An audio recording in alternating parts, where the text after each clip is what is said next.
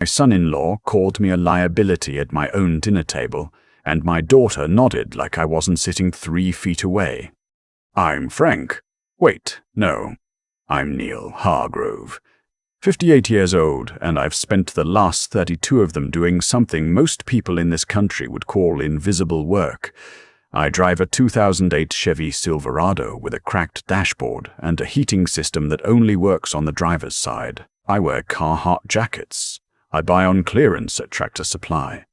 I drink black coffee from a gas station thermos, and I get my hair cut at a barbershop that charges $14 and has been on the same corner since 1987. My daughter Alexis is 31. She has a lifestyle blog with 400,000 followers, a husband named Spencer, whose family owns a regional chain of luxury car dealerships, and an opinion about everything I do wrong. Spencer Whitmore III. That's actually his name. The third. His grandfather started selling Cadillacs in Ohio in 1962, and somewhere along the way, the family decided that made them royalty. The first time I met Spencer, he shook my hand, looked at my truck in the driveway, and said, "That's a working man's vehicle." He smiled when he said it, like it was a compliment. It wasn't. For 3 years, I watched my daughter slowly adopt her husband's vocabulary. She stopped saying Dad's place and started saying the property. She stopped asking how I was doing and started asking if I'd thought about my long-term financial picture. Last Thanksgiving, she told me in front of Spencer's parents that she worried I was going to become a burden. A burden? I set down my fork and looked at my daughter and thought, when did this happen? When did the little girl who used to fall asleep in the truck on the way home from Little League games start looking at me like a problem to be managed? The answer, I'd figure out later, was the moment Spencer's mother pulled her aside and told her that men like her father, blue-collar, modest, unpolished, were liabilities in certain social circles, that if Alexis wanted to build the life she deserved, she needed to start making certain adjustments. I only learned this because Alexis told me herself, eventually. But I'm getting ahead of myself. It started in February. I remember because the Super Bowl had just happened and I was watching the post-game coverage when Alexis called. Spencer had apparently decided after visiting my place in rural Tennessee the previous Christmas that the 43 acres I'd owned for 22 years were being underutilized. His word, he'd done some research, his word again, and determined that the land, the farmhouse, the 2 outbuildings, and the pond access made it ideal for a boutique event venue. Weddings, corporate retreats, that kind of thing. Prime Tennessee countryside, 2 hours from Nashville, worth, by his estimate, somewhere between $1.2 and $1.8 million. Spencer, Alexis told me, was prepared to have his family's attorney draft a formal proposal. They'd buy me out at a fair price, develop the property, and, here was the generous part, they'd let me stay on as a kind of caretaker during the transition period, maybe 6 months, depending on the renovation timeline. I asked Alexis to repeat that last part. Caretaker, she said, like a site manager. I could stay in the farmhouse while they got permits sorted and contractors lined up. After that, Spencer had looked into some nice senior living communities in Murfreesboro that were very reasonably priced. Senior living communities. I was 58 years old. I still ran 5 miles 3 times a week. I'd rebuilt the engine on my tractor the previous spring by myself. I told Alexis I'd think about it. I didn't tell her what I was actually thinking, which was, your husband has no idea what he's standing on. Here is what Spencer Whitmore III did not know about me.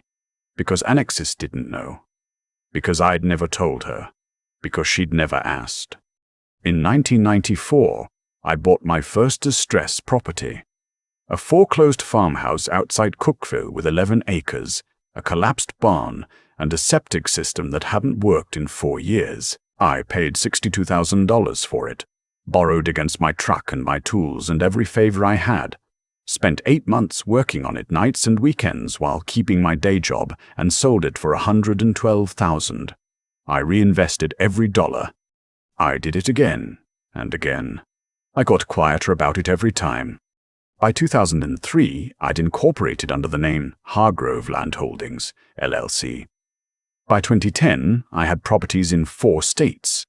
By the time Spencer was looking up senior living communities in Murfreesboro, Hargrove Land Holdings had 41 properties across Tennessee, Kentucky, Georgia, and the Carolinas. Appraised portfolio value, $67 million.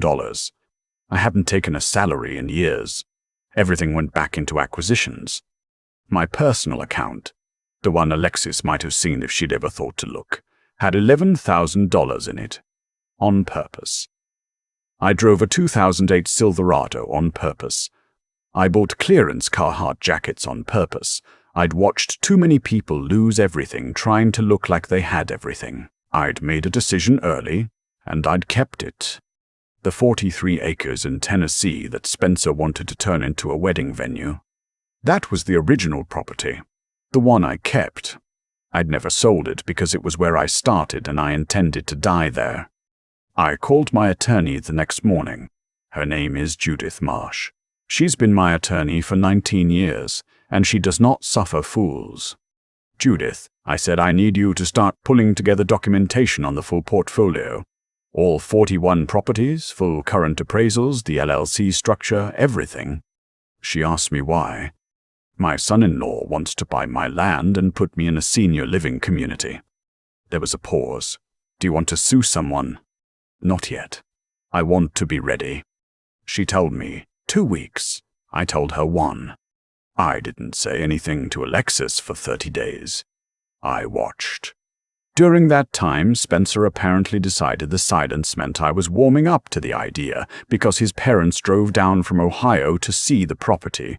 Nobody told me they were coming. I found out when I pulled into my own driveway on a Tuesday afternoon and saw a silver Lexus SUV parked in front of my barn with Ohio plates. Spencer's father, Randall Whitmore, was standing in my east field with his hands on his hips like a man measuring something that belongs to him. His wife, Claudette, was taking photographs of the farmhouse with her phone. Spencer was on a call near the fence line. Alexis was sitting on the porch steps, looking uncomfortable and not quite meeting my eyes as I got out of the truck. I stood there for a moment. Then I walked to the porch and sat down next to my daughter. Did you know they were coming? I asked. Spencer thought it would be helpful for them to see it in person. She said it quickly, like she'd rehearsed it, without telling me. Dad, please don't make this a thing. What is it if it's not a thing? Randall Whitmore saw me and walked over with his hand extended and the smile of a man who has never once doubted that he belongs wherever he's standing.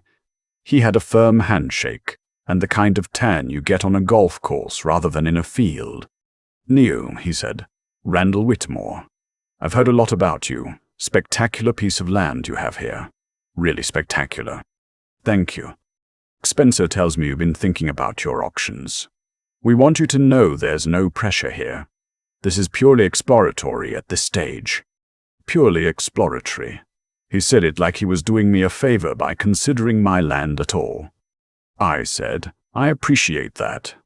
He went on to talk about the event venue concept for about 12 minutes, capacity for 200 guests, a restored barn for ceremonies, glamping accommodations along the East Ridge. He'd done competitive research. Properties like mine were generating $40,000 to $60,000 a weekend in rental revenue in the peak season. With the right development partner, his family's company, naturally, I could walk away with a fair price and a percentage of future revenue. He made it sound generous. When he finished, I said, "And where would I live?" Randall smiled. "Spencer mentioned you might appreciate something more manageable. The property is obviously too much for one person at this stage of life." This stage of life. Claudette had drifted over during this conversation. She looked at the farmhouse the way people look at old furniture. They're calculating whether to restore or just throw out. "The bones are good," she said to no one in particular, "but the kitchen is going to need to come out completely." I went inside and made a pot of coffee and watched them from the kitchen window for a while. Randall pacing the east field, Spencer on his phone. Alexis walking alongside Claudette now, nodding at whatever she was saying. I thought about calling Judith right then. I didn't. I finished my coffee, washed the cup, and went out to do the evening check on my fence line. A section near the south pasture had been bothering me for a week. That night, Spencer presented me with a formal offer letter. His family's LLC, Whitmore Property Partners, was prepared to purchase the Tennessee property for $1.4 million, contingent on a satisfactory title search and environmental assessment. They'd cover closing costs. They'd give me 60 days to vacate. 60 days. I read the entire letter at the kitchen table while Spencer watched me the way people watch someone read a contract they've already decided to sign. "I have some questions," I said. Spencer leaned back in his chair. "Of course, whatever you need." "What happens if I say no?" He smiled. "Neil, let's not think about it that way. This is the right move for everyone. You get liquidity. You get freedom from maintenance and property taxes, and Alexis and I can build something meaningful here. Something that lasts. Something that lasts. On my land." I said, "I'll take this to my attorney." Spencer's smile got slightly less warm. "Of course," he said, "standard due diligence. Just don't take too long. We have other opportunities we're evaluating." I looked at my daughter. She was looking at the table. I signed nothing. I said goodnight and went to bed. 2 days later, Judith had everything I needed. Full portfolio documentation, current appraisals, a summary memorandum that ran to 14 pages. She also told me, because Judith does thorough work, that Whitmore Property Partners had filed a preliminary development inquiry with the county about my parcel without my knowledge. They'd done it 3 weeks before Spencer made his offer. They'd been planning this longer than I knew. That changed things. The dinner party was Alexis's idea. She called it a family dinner. 12 people. Me, Alexis, Spencer, Randall, and Claudette. Spencer's brother and his wife. 2 couples who were apparently close friends of the Whitmore family and worked in real estate development. And my neighbor and longtime friend, Gene Harkin, who I invited myself and who Alexis seemed surprised to see. Gene has been my neighbor for 18 years. He also happens to be the semi-retired former chairman of First Consolidated Bank of Tennessee and has had a seat on the board of Hargrove Land Holdings since 2009. The dinner was at Alexis and Spencer's house in Franklin. Nice neighborhood, big kitchen, backyard that looked like a magazine spread. Spencer poured wine that he made a point of mentioning cost $90 a bottle. I drank 1 glass slowly and mostly pushed the food around my plate. Randall spent the first hour explaining to the table why rural Tennessee was the next major growth corridor for experiential hospitality. He had data. He had projections. He had a presentation saved on his phone that he showed to the couple to his left. At some point, he started referring to my property as the Hargrove parcel, as though it had already changed hands. I let it go until dessert.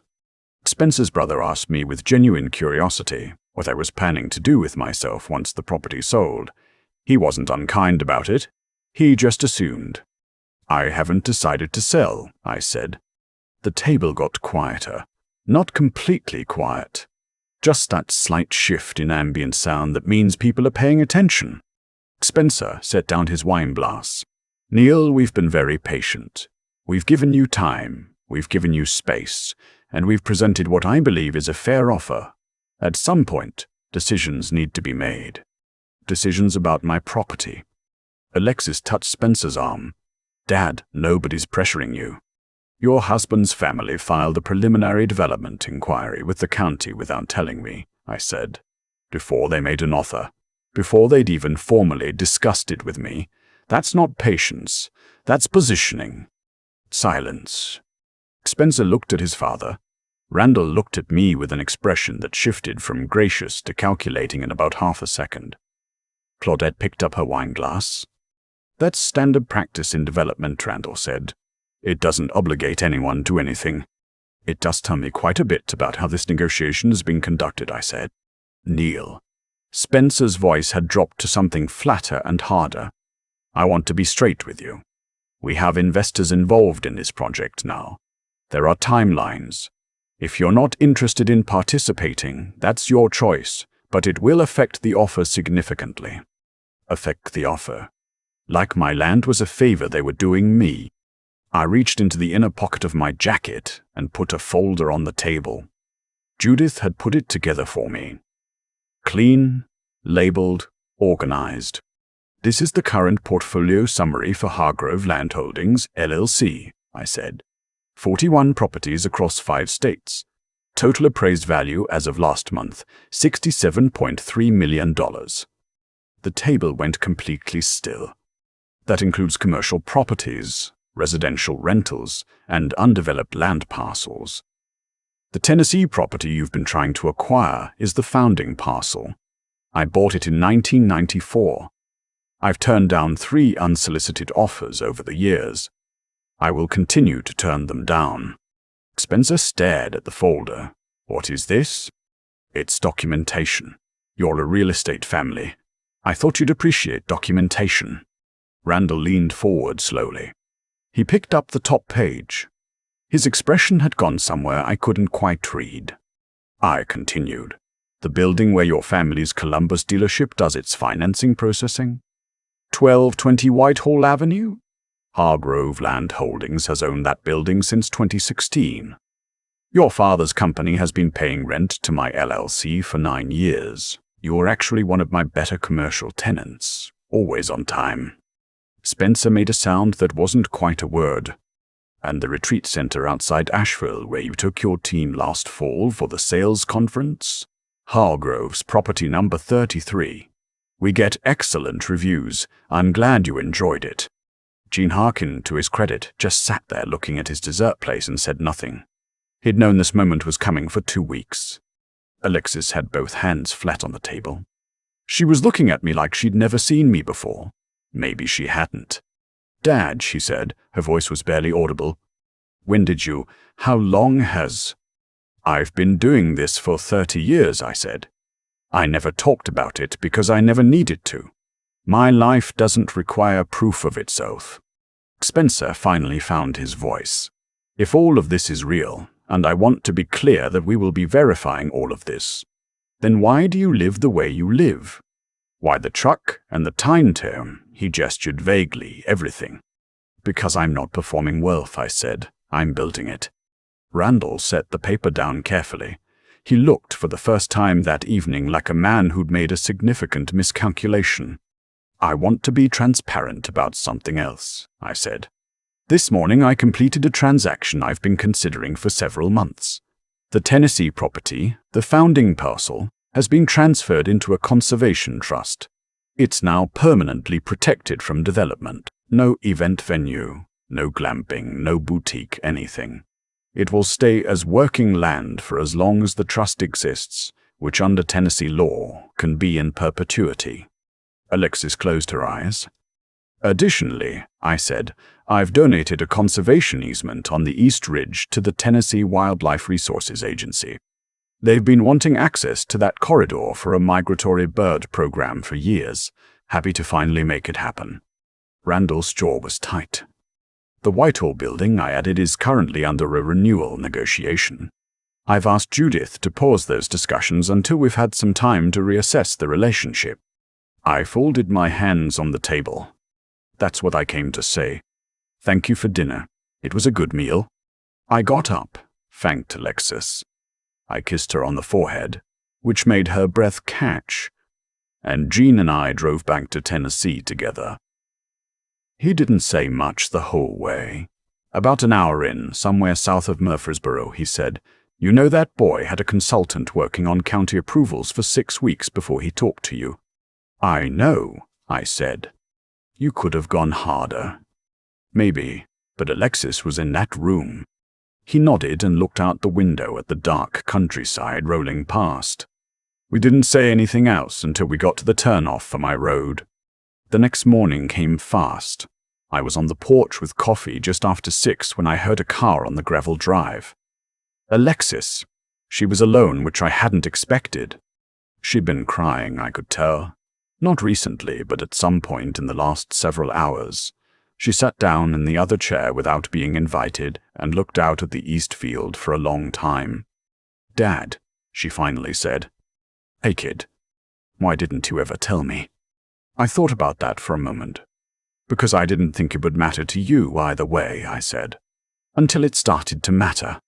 She flinched at that, but she didn't argue. Spencer's father called his attorney last night, she said. About the lease renewal.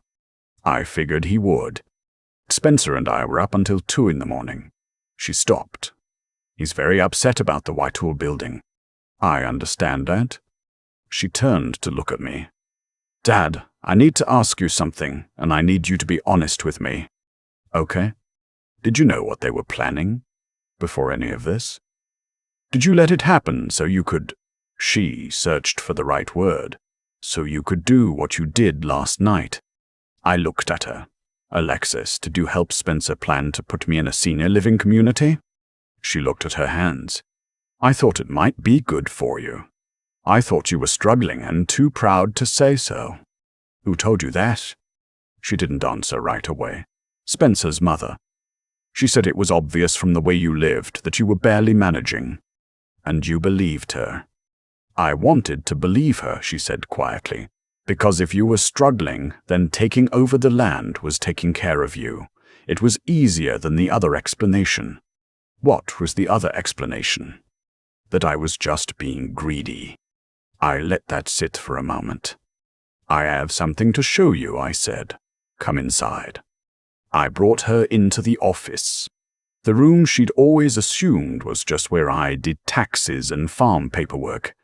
I pulled up the Hargrove Land Holdings management portal on the laptop and walked her through it the same way I'd pulled back a curtain. She didn't say anything for a long time. She read pages. She looked at property records. She found the scholarship fund, a trust I'd set up 8 years ago for the children of people who'd worked for me or leased from me. $1.1 million dispersed to date, 43 kids. And she covered her mouth with her hand when she read the total. Dad, her voice cracked. You've been doing this the whole time. The whole time. I thought you were just. She shook her head. I thought Grandpa left you the land and you'd been barely holding on ever since. Your grandpa left me a chainsaw, a pickup truck, and $2,200 in a checking account. She laughed at that, just a small laugh, and then her eyes were wet again. I told her the same thing I'd thought about for years but never said out loud, that I'd made a choice early. That I'd watched my own father flash money he didn't have, chase respect he never earned, and die with nothing but credit card debt and regrets. I'd decided I would build quietly, that no number in an account would change how I moved through the world. That I'd drive a truck I could fix myself and shop where sensible people shopped and drink coffee that didn't cost $7 and be exactly who I was, regardless of what I had. She listened to all of it. When I finished, she said, I called you a liability. In front of people. Yeah, you did. I'm so sorry, Dad. She meant it.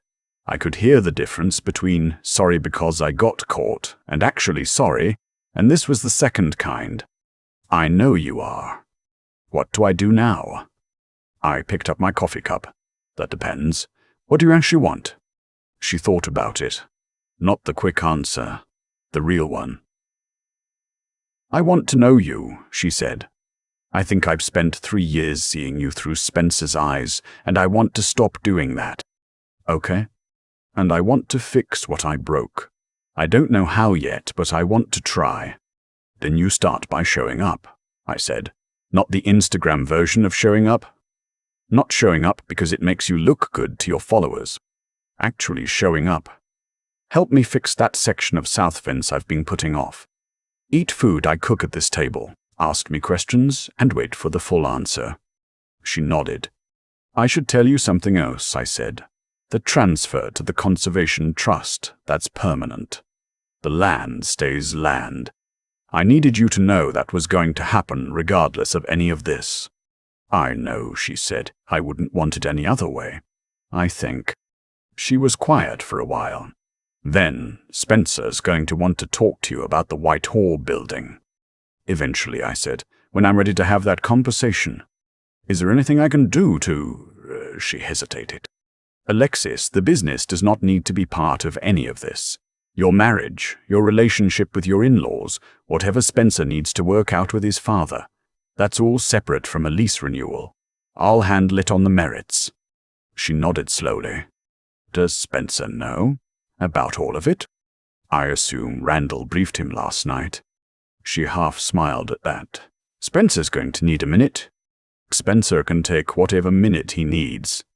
She stayed for most of the morning.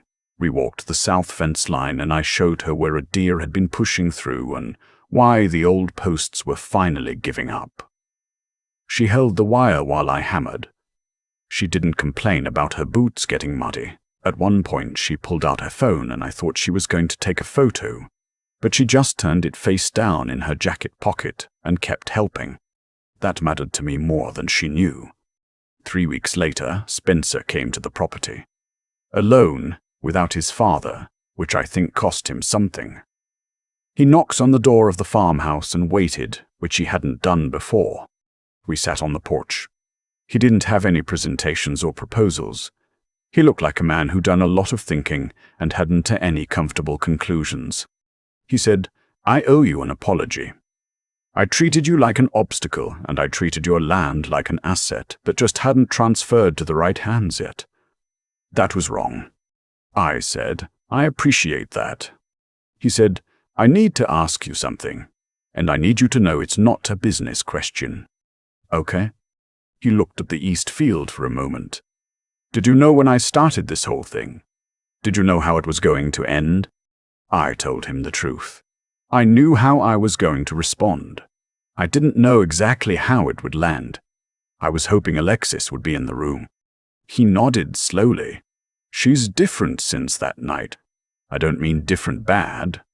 I mean she's been asking me questions about how I see things, why I see them that way. I don't always have good answers."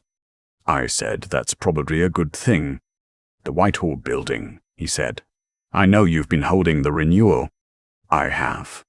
My father's company can find other space. I'm not asking for anything. I just wanted to say, I'm glad that conversation happened with other people in the room.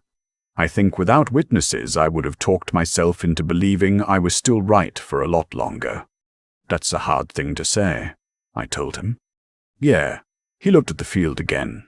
"Your daughter loves you a lot." I think I made it harder for her to show that. I'm sorry for that part especially. I stood up and offered my hand. He shook it. We weren't square, not yet, but that was a start. He asked if he could come back sometime, help with something on the property, if I'd let him. I said, "I've got a barn roof that needs work. Come with boots you don't mind ruining." He said he would. Judith renewed the Whitehall lease at current market rate. No penalty, no drama. Business is business, and Randall Whitmore turned out to be, under everything else, a straightforward commercial tenant. The scholarship fund paid out to 7 more kids that year. One of them, the daughter of a man who'd leased 20 acres from me for a cattle operation since 2011, was going to study agricultural engineering at the University of Tennessee. I kept that folder on my desk. Sometimes people ask me why I never lived bigger.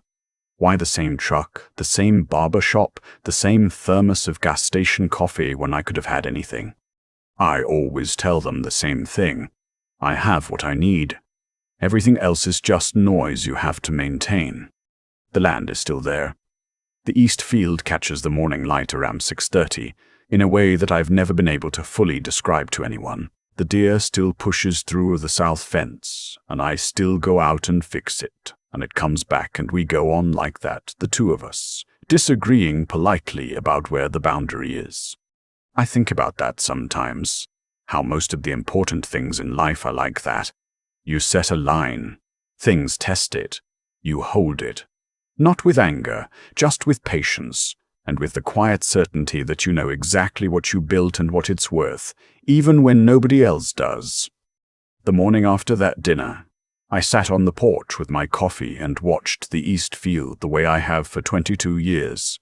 Same light, same quiet, same deer tracks near the south fence.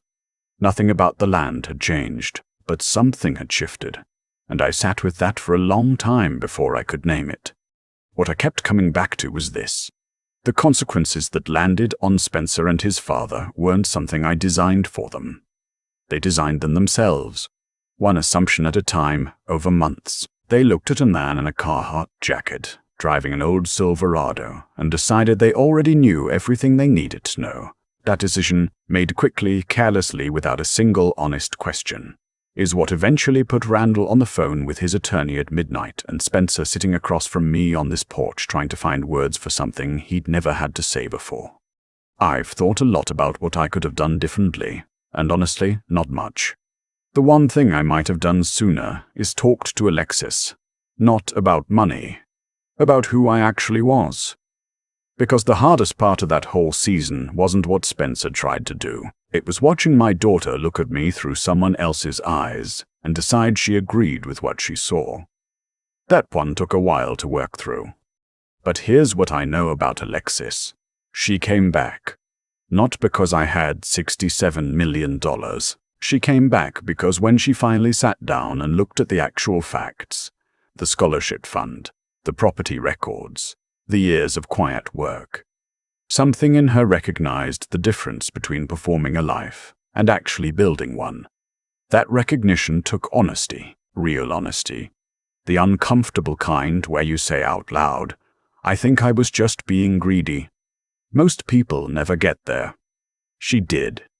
That matters more to me than any of the rest of it.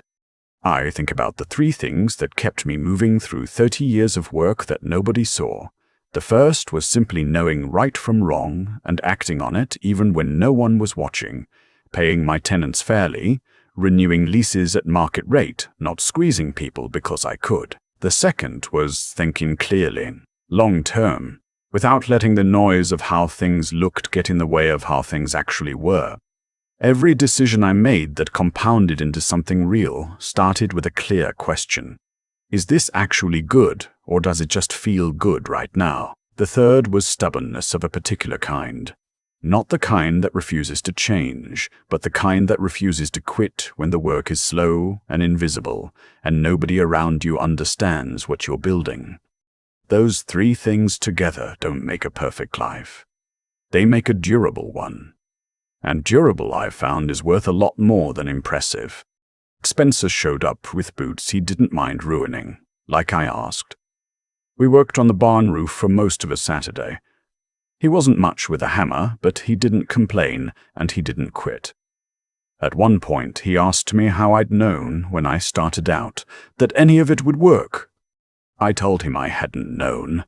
I just decided that the alternative, staying still, staying small, spending my life looking like what other people expected, was worse than the uncertainty of building something no one could see yet.